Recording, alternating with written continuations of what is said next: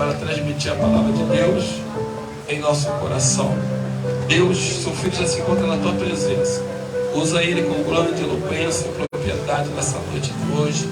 Prepara nossos ouvidos, ó Deus, e nós abriremos o nosso coração para receber a primazia da tua palavra. Em nome de Jesus, dá água que eu me aguardando para ir embora.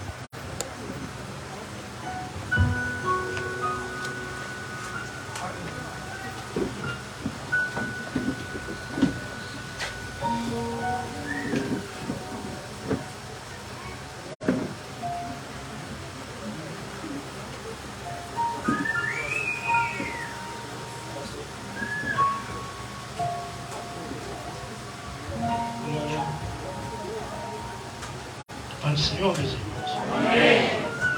Glória nossa. Em nome de Jesus. Até aqui. Nos ajudou o Senhor. Pelo Deus. Quem dirá? Posso todas as coisas. Juntos. Somos mais fortes. A ordem. E por isso. Creio que você está bem. Onde a presença do Senhor está, a fartura de alegria. Sentimos a presença de Deus. Abra a vossa Bíblia no tema, querido. Carta de Paulo aos Efésios, capítulo 6, a partir do verso 10. Quero agradecer mais uma vez ao nosso pastor Marcos por abrir a tribuna para que nós possamos ser o pregador da sua palavra, a palavra do Senhor. Parabenizar todo o ministério, o projeto Sinagoga, por essa grande conquista. Isso é uma vitória e creio que não ficará só aqui. Creio que Deus ainda tem muito para poder realizar nesse ministério. Agradecer ao nosso irmão, o evangelista, pelo contato.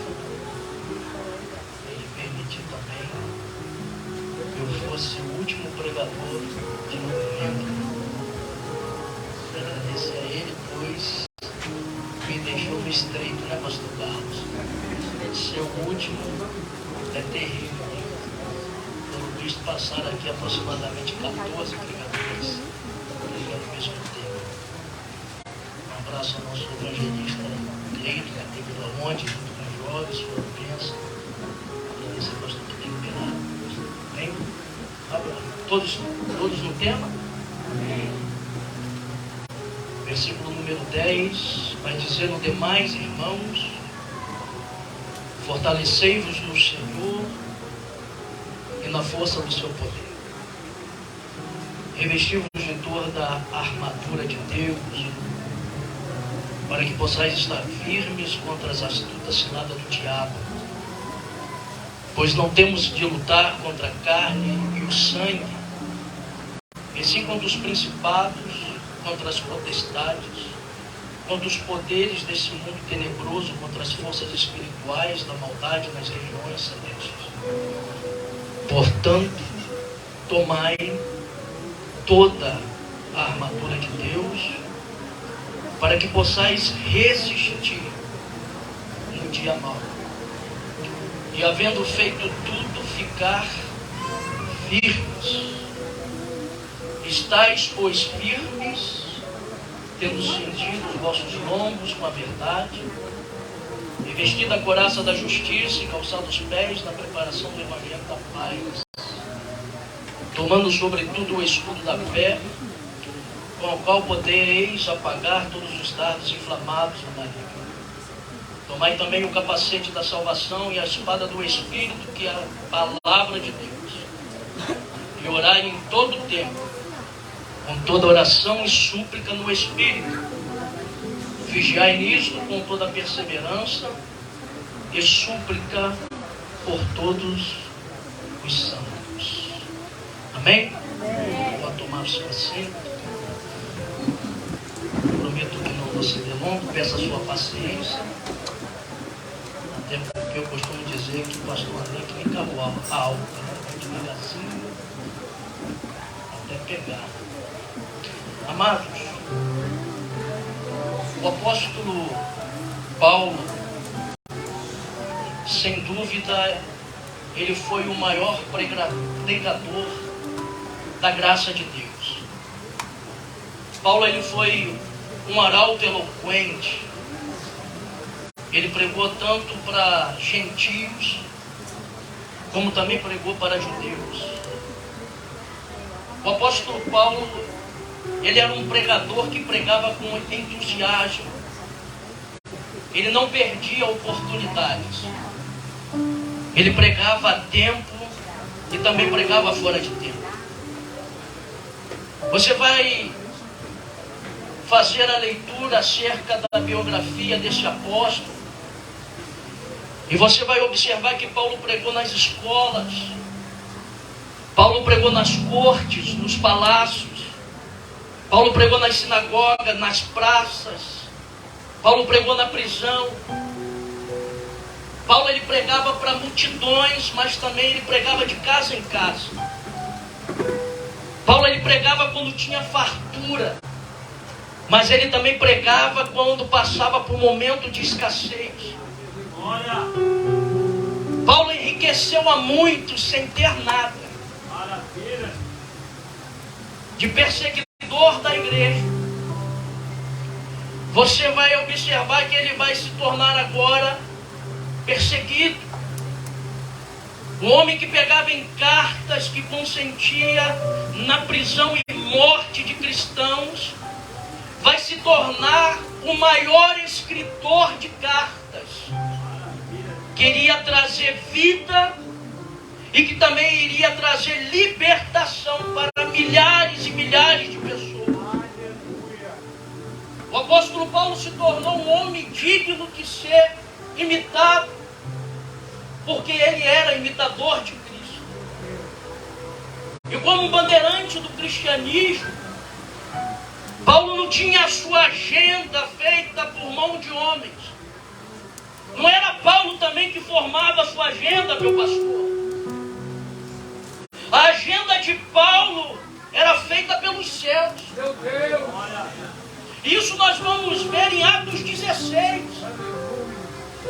Quando Paulo, ele quis avançar pela Ásia, mas o Espírito de Jesus não permitiu ele avançar.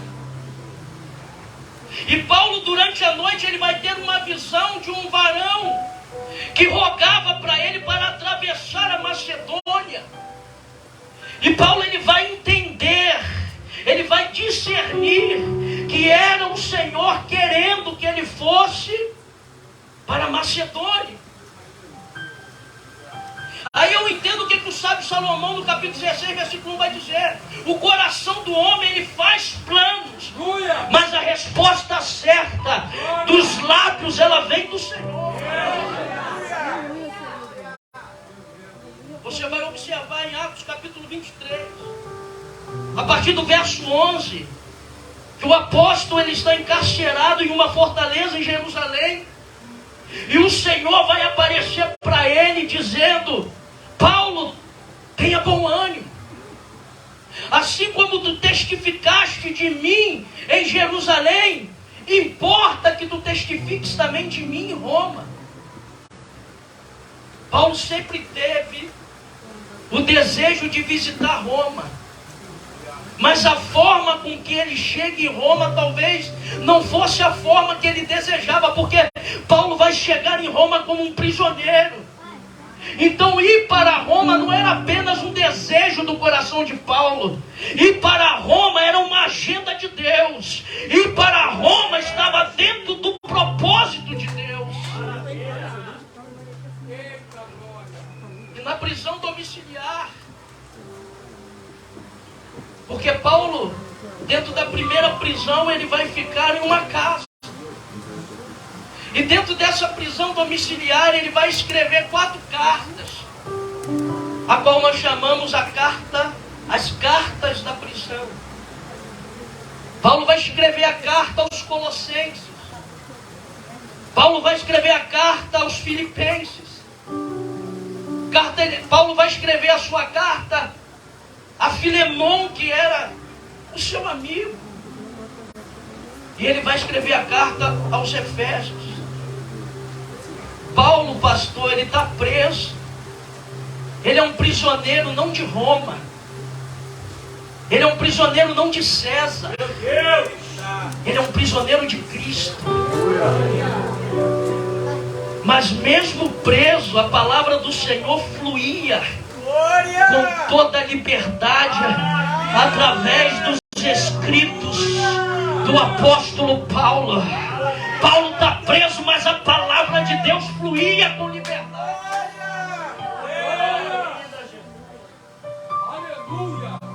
E essa carta que ele escreve, a igreja aos Efésios, ela traz ensinamentos importantes para nós. Nessa carta, Paulo ele vai enfatizar as bênçãos espirituais. Ele vai enfatizar a bênção do perdão dos pecados, a bênção de sermos adotados como filhos, a bênção da predestinação, a bênção da conversão, a bênção do selo do Espírito Santo. E essas bênçãos Paulo diz que é resultado da obra da redenção através da cruz, na qual fez com que a igreja se assentasse com autoridade juntamente com Cristo nas regiões celestiais. Mas essa carta também ela traz para nós, igreja de Jesus, as responsabilidades e as implicações de ser um cristão verdadeiro, de ser a igreja de Cristo. Ela fala de bênção, mas fala de responsabilidade. Nessa carta, quando você faz a leitura, você vai observar que Paulo trata de teologia, mas ele também trata de prática. Porque conhecimento sem prática é hipocrisia. Não adianta ter conhecimento se não tem prática. Você vai observar que Paulo ele une nessa carta de forma equilibrada doutrina e vida, teologia e ética. Nos 3 primeiros capítulos, Paulo lança a base da doutrina. E nos 3 últimos capítulos, ele aplica a doutrina. Porque a vida decorre da doutrina, e a doutrina é o fundamento da vida. Paulo está ensinando, evangelista, que nós precisamos ter doutrina certa, mas também que precisamos ter uma vida certa. E a partir desse capítulo 6, versículo 10, ele conclui a carta, tratando a caminhada cristã como uma guerra. Pois a igreja encontrará oposição nesse mundo para viver a plenitude das bênçãos do Senhor que nós já recebemos. Fala para o seu irmão, você vai ter oposição. Você foi abençoado, mas você vai ter oposição para poder desfrutar dessas bênçãos que já te foi otorgado. Glória a Deus. Principados e potestades e forças espirituais da maldade, eles vão te atacar continuamente, tentando evitar que você venha desfrutar dos privilégios em Cristo. Presta atenção no que eu vou dizer. O mundo espiritual é real. O mundo espiritual é um campo de batalha, onde o nosso adversário trabalha 24 horas por dia, criando estratégia, criando cilada, para tentar nos destruir. E nessa batalha nós precisamos estar atentos. A Bíblia diz que nós precisamos estar vigilantes, pois nessa batalha não podemos subestimar a força do nosso adversário, e por outro lado eu também não posso valorizar esse adversário ao ponto de perder a confiança em Deus e desanimar, porque o inimigo ele tem poder, mas só quem tem todo o poder é o nosso Deus, o El Shaddai, o Todo-Poderoso. Só Ele tem todo o poder.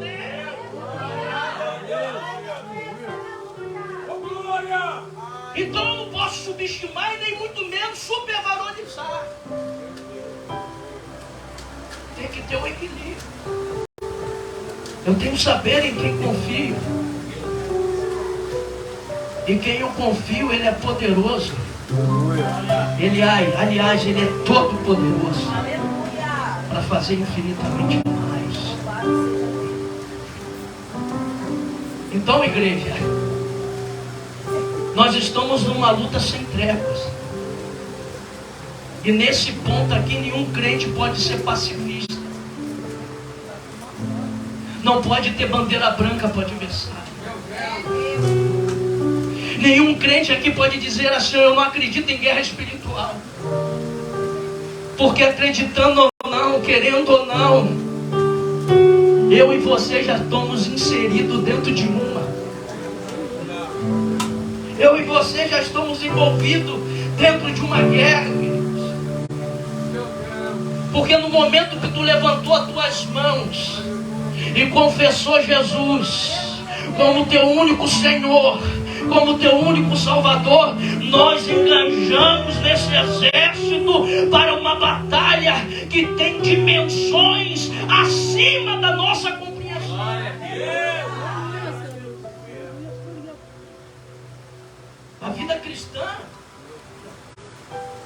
A vida cristã não é brincadeira.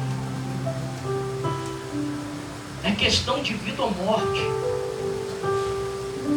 A vida cristã é algo tão sério que lida com realidades eternas. Porque vão determinar futuro de pessoas. A igreja não pode ser um parque de diversões.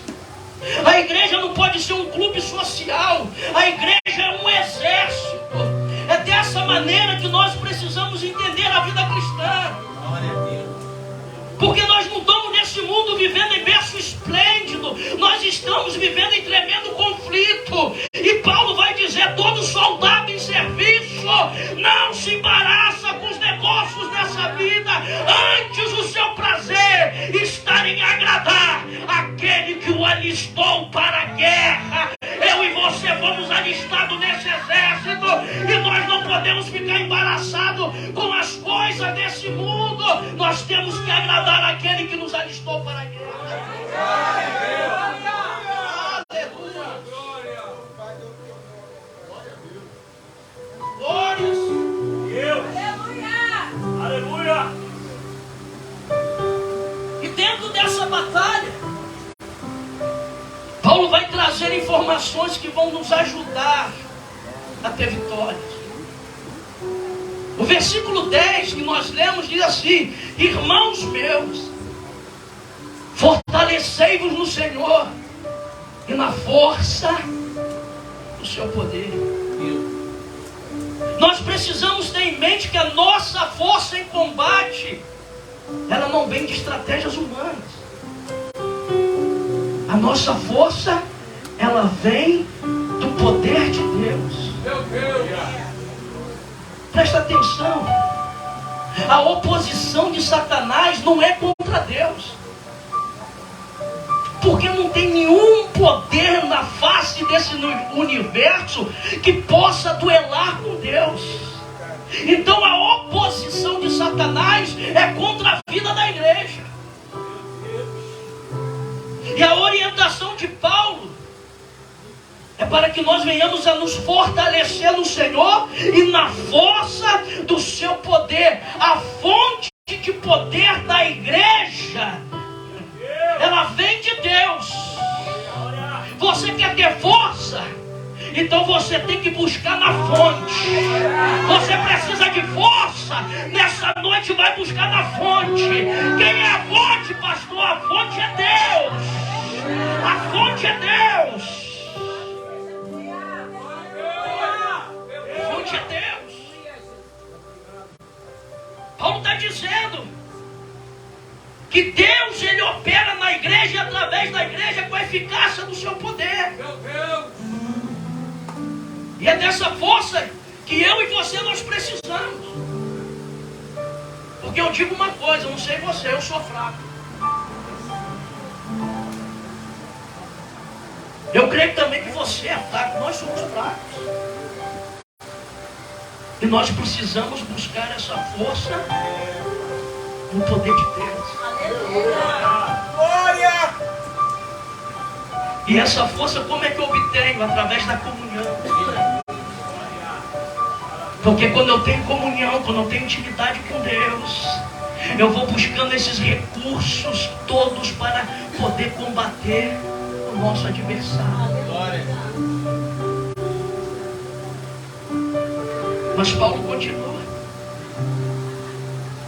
No versículo 11 que nós lemos, ele diz: para que nós venhamos a nos revestir de toda a armadura de Deus. Paulo está dizendo para se revestir o quê? De toda. Repita comigo, toda. Mais forte, toda. Se ele está dizendo que é toda, não pode faltar uma peça nessa armadura.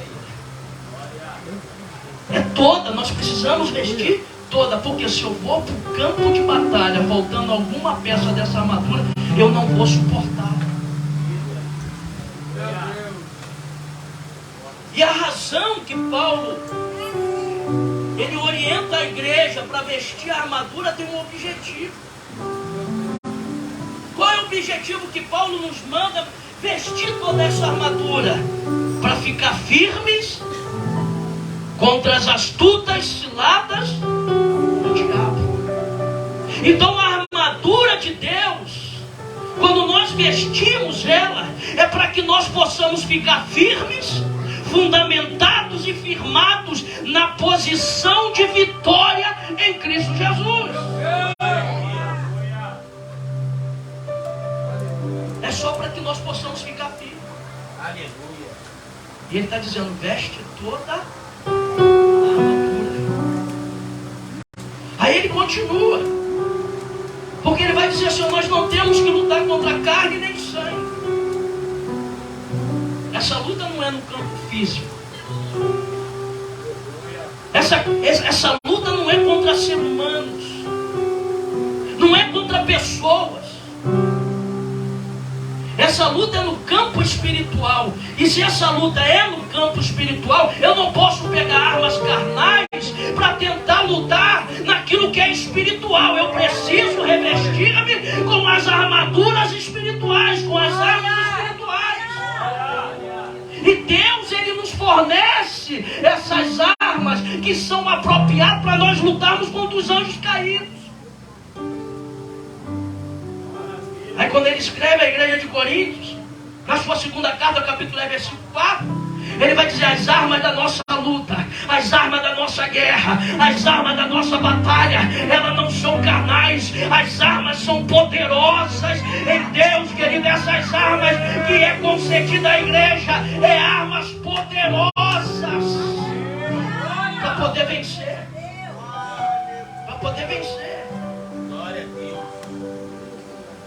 Então Paulo ele está mostrando a provisão maravilhosa de Deus para nós.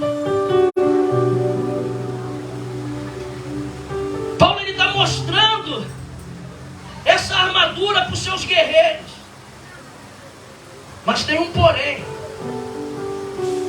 Ele proveu essa armadura para a igreja, mas compete eu e você vestir ela. Não é Deus que vai descer aqui e vai colocar armadura em você, não. Paulo está dizendo vestir, revestir.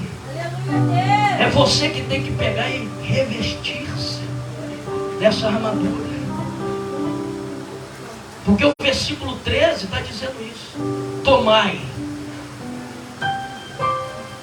toda a armadura de Deus, para que possais resistir no dia mal.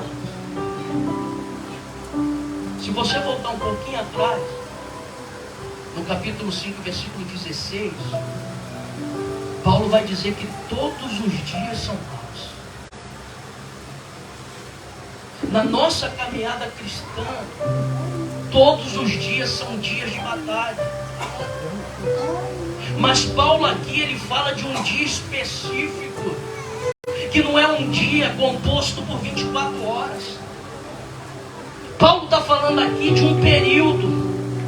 Paulo aqui está falando de uma ocasião em que todo o inferno ele se levanta para tentar nos destruir. É aquele dia, sabe, que chega de repente e você acaba dizendo assim, ó, eu não vou suportar, porque esse dia ele chega para destruir a nossa vida, esse dia chega para destruir o casamento, esse dia chega para destruir a tua família, esse dia chega para destruir os teus filhos, para destruir a tua conduta moral, o teu relacionamento com Deus, para destruir a tua confiança na salvação. Ei, querido, esse dia chega para justos, esse dia chega para injustos, esse dia chega para bons, esse dia chega para maus, chega para homens e mulheres temente a Deus, que se desvia do mal. E porque esse dia chegou na vida de Jó, esse dia chega sem avisar. Esse dia chegou na vida de Pedro. Quando Jesus chegou para ele e diz assim: meu pastor, Pedro, Satanás te pediu para se andar como trigo, mas eu roguei por ti, para que a tua fé não desfaleça. É para esse dia aqui que Paulo nos orienta a já estarmos revestidos da armadura de Deus. Paulo não está dizendo para tu vestir essa armadura no dia, não. Paulo está dizendo, quando esse dia chegar, você já vai estar revestido. Você já vai estar revestido.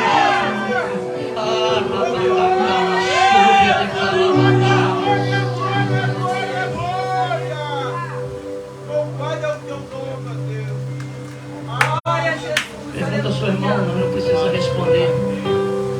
Como é que está a tua armadura?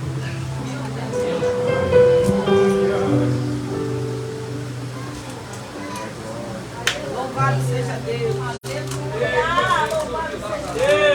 Você está revestido com essa armadura. Irmão, querendo você ou não, esse dia chega para todos. O que eu acho lindo é que já há provisão para esse dia. Mas tem crentes que só tomam a posição de vestir a armadura no dia. Fala para o seu irmão, vamos nos antecipar esse dia. Vamos vestir a armadura antes.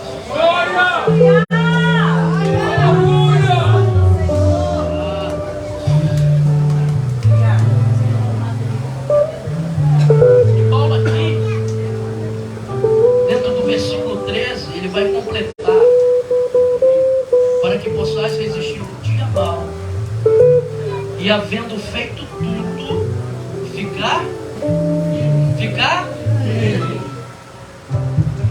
Na verdade, eu gosto da tradução King James atualizada. A King James atualizada vai dizer: e havendo batalhado até o final. Eu vou repetir: tendo batalhado até o final. E tendo batalhado até o final,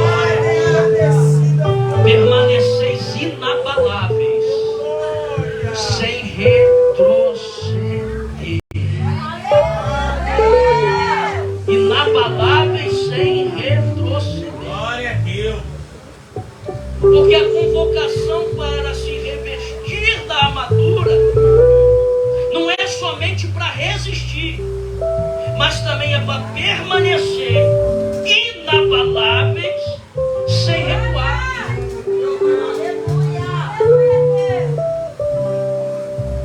Eu estava estudando hoje, irmãos, e confesso que o Espírito Santo me trouxe uma revelação.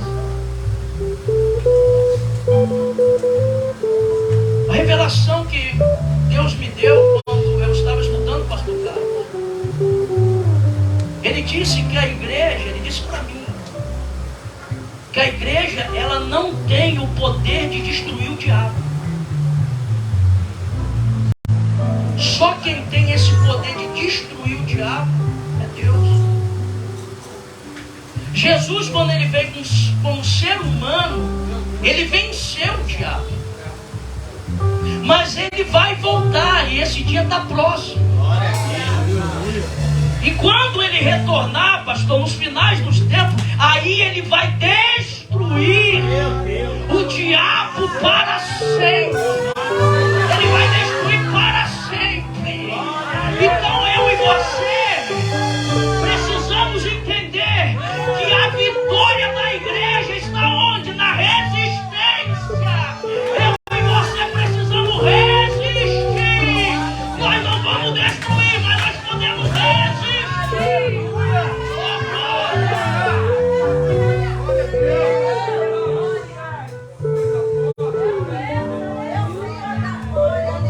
Está entendendo, crente? Tu não tem esse poder de destruição dele. Meu Deus. Mas essa força lhe foi dada, esse poder lhe foi dado para poder resistir. É por isso que Tiago, capítulo 4, versículo 7 vai dizer: resistir ao diabo e ele fugirá de vós. Glórias ao nome do Senhor. E você observa que todas as peças dessa armadura, elas são espirituais. Quando você faz a leitura, Paulo está dizendo que o cinto da armadura é a verdade. Aí Jesus vai dizer assim: eu sou o caminho, a verdade e a vida. Paulo vai dizer que a couraça é a justiça. Aí Paulo vai dizer que Jesus se fez justiça por nós, e nós fomos justificados em Cristo.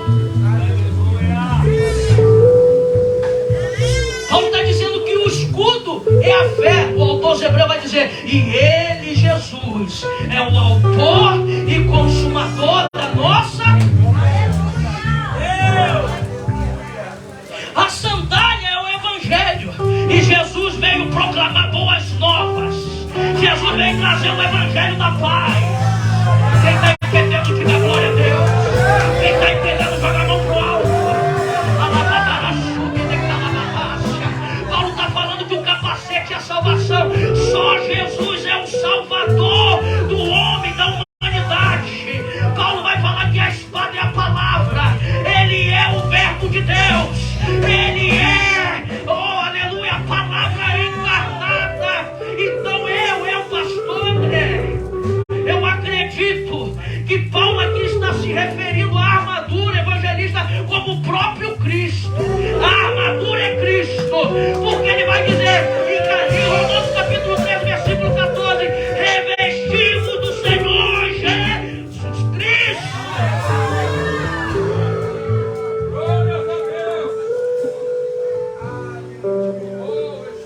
Romanos 13, 14 ele fala: revestivos do Senhor Jesus Cristo. E nesse versículo 10 do capítulo 6 ele vai dizer: fortalecei-vos.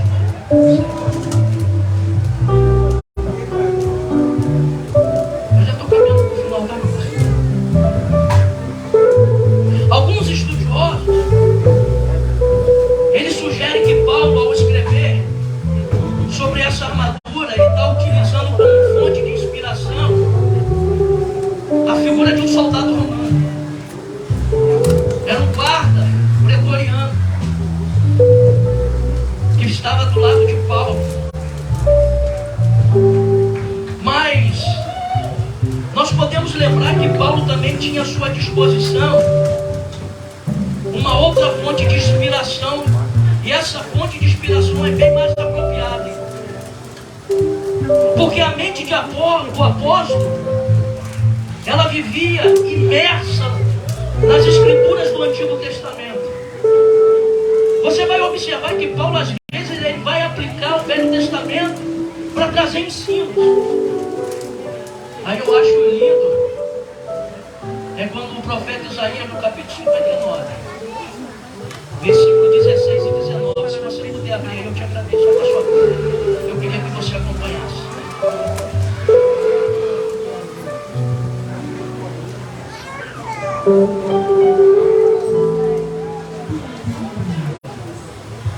Capítulo 59 de Isaías, versículo 16 ao 19. Eu vou ler junto com você.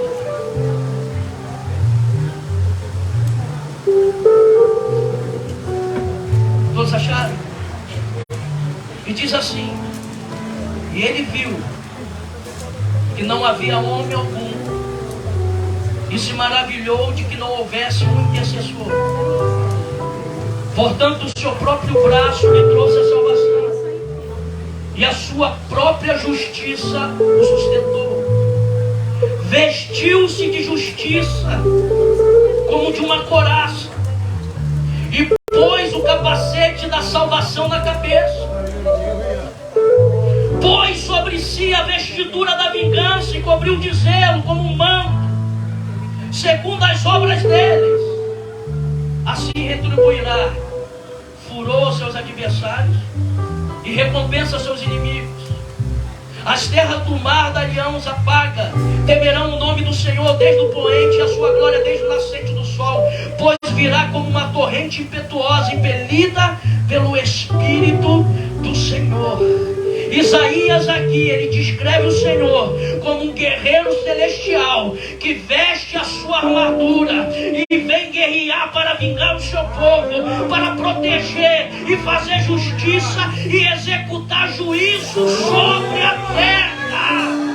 Glória a Deus! Glória a Deus! Oh, meu Deus! Então eu creio que o apóstolo conhecia bem essa passagem. E frequentemente ele usava linguagem similar para falar com a igreja e para falar com os cristãos. Então nesse capítulo 6 eu creio que Paulo ele toma a figura do Messias guerreiro, o Messias que viria como torrente impetuosa, impelida pelo Espírito Santo, vestido com a couraça da justiça e o capacete da salvação. Eu creio que Jesus Cristo, o Messias prometido, revestido dessa armadura, ele resistiu Satanás no deserto. Jesus Cristo, revestido dessa armadura, ele resistiu Satanás em todo o seu ministério. Ele resistiu no Getsêmani. E finalmente ele resistiu ele no Calvário. Então, da mesma maneira, nós cristãos precisamos estar revestidos da armadura de Deus. Nós precisamos estar revestidos de Cristo para podermos resistir a Satanás, permanecer firmes, inabaláveis, sem retroceder.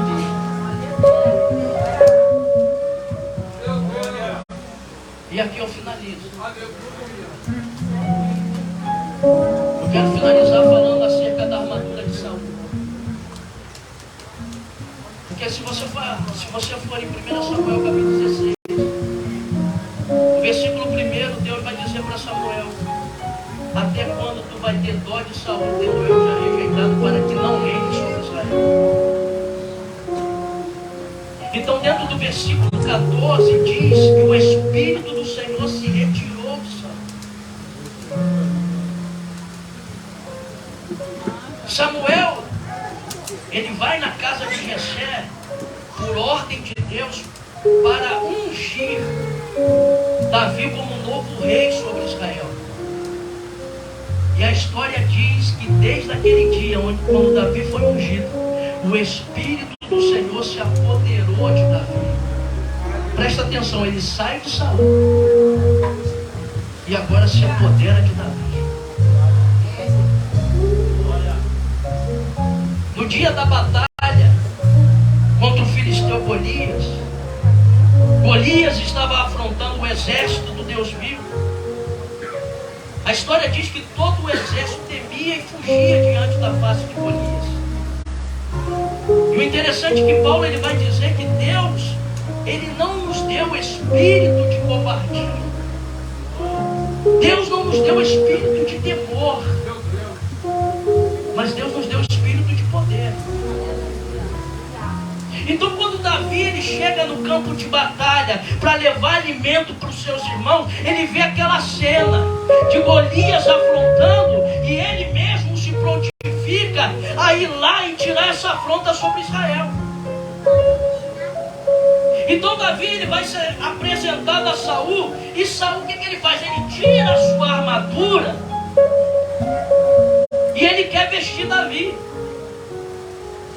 Saul está acovardado, Saul está com medo. Por quê? Porque ele havia perdido a armadura espiritual. O Espírito do Senhor já havia saído dele. Quantos estão entendendo? Diga glória a Deus. E Saul então ele quer vestir Davi com uma armadura física, uma armadura feita por mãos humanas. Davi é um moço de boa aparência, cheio do poder de Deus, revestido na força do Senhor. Porque Davi ele está agora revestido com a armadura espiritual, pois desde o dia da sua unção, o Espírito do Senhor se apoderou de Davi. E Davi então passa a entender que aquela batalha não é dele, aquela batalha é do Senhor. Davi entende que quem está afrontando as tropas de Israel não tem aliança com Todo-Poderoso, porque ele vai dizer: quem é esse incircunciso? Quem é esse filisteu para afrontar o exército do Deus vivo?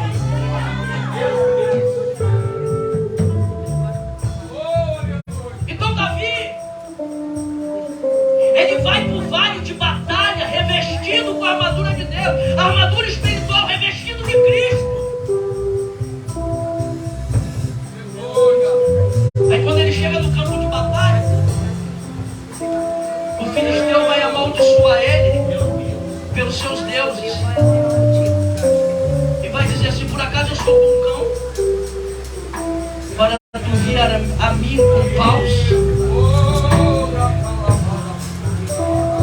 Davi vai responder para ele: tu vens a mim com espada, tu vens a mim com lanças, tu vens a mim com escudo, mas eu venho a ti, em nome do Senhor dos Exércitos, o Deus dos exércitos de Israel, a quem você tem afrontado, a quem você tem afrontado.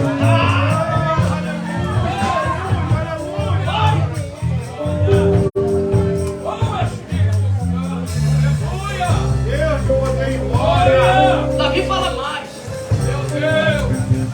Ele vai dizer: saberá toda essa congregação que o Senhor não salva com espada, o Senhor não salva com lança, porque do Senhor é a guerra, e Ele vos entregará em nossas mãos. A história diz que eles vão para o enfrentamento no vale. Pastor Carlos, quando Golias está vindo, Davi está indo ao encontro dele. Ele pega a pedra, coloca na funda. E eu gosto daquele louvor: roda a funda, né, pastor? Ele roda a funda com a pedra. Eita glória! E acerta na testa de Golias. Glória a Deus! Só que Golias ele não cai para trás, ele cai para frente. Ele cai com o rosto em terra. Eu acredito que por trás dele tem uma mão empurrando, porque todo joelho tem que se dobrar, toda língua tem que confessar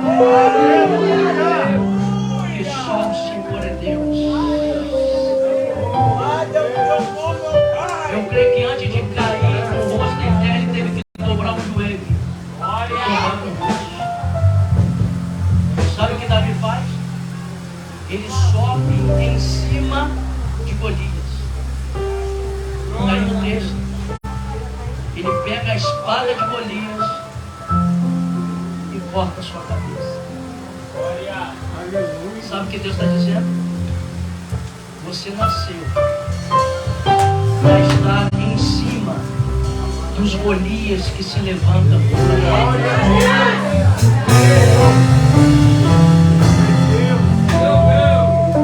Você nasceu para vencer gigantes, diabos, demônios que se levantam contra você. Basta você estar revestido do Senhor Jesus Cristo. Porque em Cristo Jesus, eu e você, a igreja do Senhor, somos mais do que vencedores. Somos mais do que vencedores. Somos mais do que vencedores. Coloca sobre seus pés, por gentileza, vamos orar nessa noite. Onde estão aqueles que são mais do que vencedores? Aqueles que estão revestidos de Cristo. Aqueles que estão com a armadura de Cristo, a armadura de Deus. Você nessa noite, você vai guerrear. Porque querendo ou não, você está dentro de um campo de batalha. E eu creio que você se fortaleceu no Senhor. E esse Golias, esse demônio que está tentando te afrontar, se levantar contra a tua vida, nessa noite tu vai resistir ele. Mas ele vai ter que bater em retirada. Ele vai ter que sair. Porque aquele que está com você é maior. Aquele que habita em você é maior. Eu não sei o que está acontecendo. Eu não sei se há problema na casa. Eu não sei se há problema no ministério. Eu não sei se há problema com o filho, com o marido, com a esposa. Mas nessa noite é noite. Ei, de você encarar, de você enfrentar. É noite de o Senhor conceder a tua vitória. Senhor nosso Deus, aqui está a tua igreja, teu povo, Senhor. Ó Pai querido, aqui estão os guerreiros celestiais. Aqui estão aqueles que estão revestidos com a armadura. Aqueles que têm resistido, meu Pai, à afronta de Satanás. Aqueles que estão resistindo, meu Pai, às astutas ciladas. Aqueles que estão resistindo, meu Pai, todo o ataque, todo o arsenal do inimigo. Senhor da glória, eu te peço que nessa noite o Senhor venha a conceder vitória. Que nessa noite os teus filhos continuem firmes, constantes, inabaláveis. Que eles não venham retroceder diante dessa batalha, mas que eles possam obter vitória, porque a vitória vem do Senhor, Pai. Eu entrego nas tuas mãos famílias aqui representadas. Eu entrego nas tuas mãos, meu Senhor da glória, casamentos. Eu entrego nas tuas mãos os filhos. Aqueles que estão, meu Pai, no submundo das drogas. Essa filha que se enveredou pela prostituição. Esse marido que não sai daquela cadeira de um bar só vive bebendo. Em nome de Jesus, ó Deus. Há uma mulher guerreira, é um homem guerreiro aqui, que tem lutado pela sua casa, pela sua família. E nessa noite, ó Pai, que todo demônio venha bater em retirada.